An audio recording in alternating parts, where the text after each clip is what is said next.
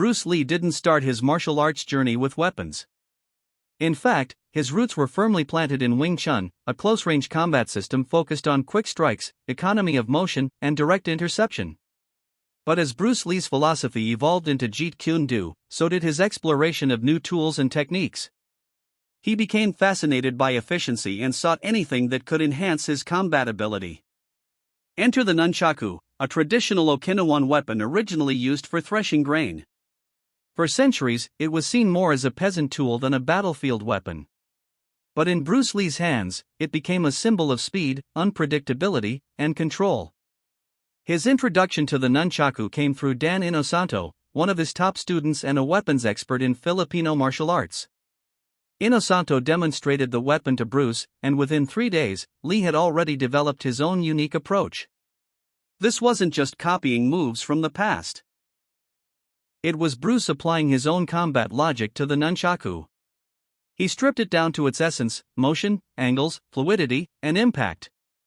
Why Bruce Lee's nunchucks were revolutionary. Most martial artists of his time viewed the nunchaku as a ceremonial or performance weapon. The flashy spins and theatrical flair were entertaining but rarely practical. Bruce Lee saw beyond that. He understood how to integrate the nunchaku into real combat scenarios, turning it from a performance tool into a real self-defense weapon. Bruce focused on mobility. He moved with the weapon, letting it follow the natural rhythms of his body. Accuracy. He didn't just swing randomly, each strike was aimed with surgical precision at pressure points, joints, or vital areas. Control. Even at top speed, Bruce could stop the nunchaku inches from someone's face, showing absolute control and confidence. Integration. He didn't isolate the weapon, he blended it into his footwork, his breathing, and his fighting philosophy.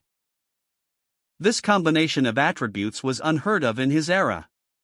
It was functional art in motion, and no one had seen anything like it before. Training like a master. Bruce Lee's nunchucks routine.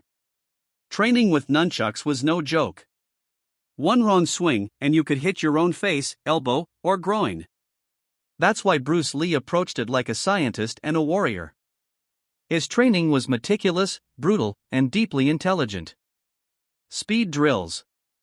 Bruce's first priority was always speed. Not chaotic speed, but controlled speed. He would spend hours in front of a mirror practicing rapid spins, strikes, and transitions. Using a metronome or even film timing, he would break down his movements frame by frame to study the exact acceleration and deceleration points. Precision targeting. Bruce placed objects like candles, hanging paper, or small bells and aimed to strike or graze them without full contact.